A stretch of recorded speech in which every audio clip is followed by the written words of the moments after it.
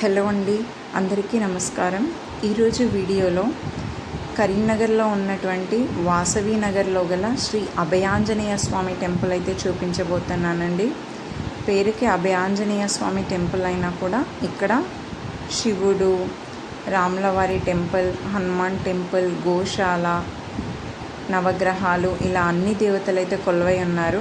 So ఎంట్రన్స్లో ఇక్కడ చూడండి పరమశివుడి విగ్రహం మోస్ట్ అట్రాక్టివ్ అండి అండ్ చాలా పీస్ఫుల్గా ఉంది ఈ టెంపుల్. ఫస్ట్ టైం విజిట్ చేశాను నేను. చూడండి, ఇది ఎంట్రన్స్ అభయాంజనేయ స్వామి దేవాలయం వాసవి నగర్ అని ఉంది కదండి. సో ఇది ఎంట్రన్స్. ఈవినింగ్ టైంలో వెళ్ళాము, ఇంకా చాలా పీస్ఫుల్గా అయితే ఉండే అండి. చూడండి టెంపుల్ వ్యూ అంతా కూడా ఎంత బాగా ఉందో.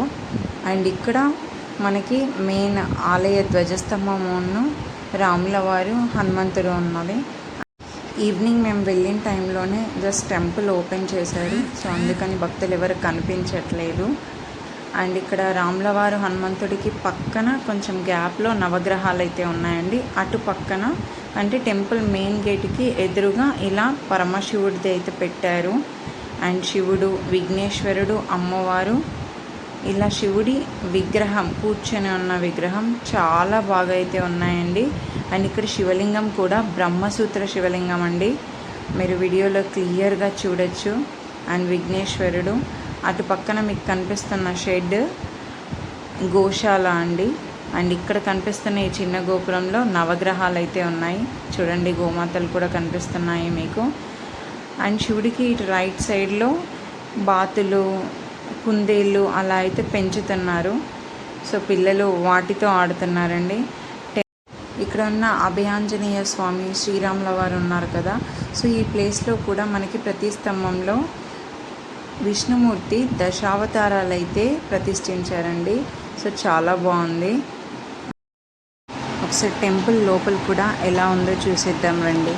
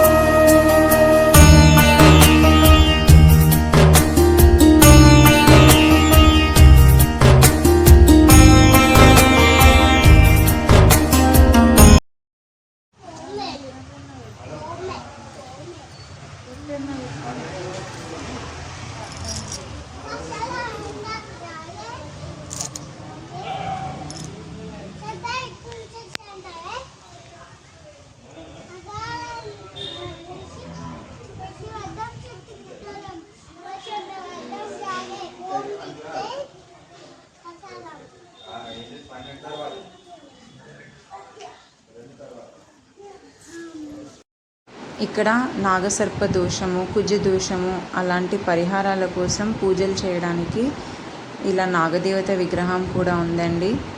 సో ఇదండి కంప్లీట్ టెంపుల్ వ్యూ. అయితే మీకు ఈ వీడియో నచ్చినట్లయితే ఓం అని కామెంట్ బాక్స్లో కామెంట్ అయితే చేయండి.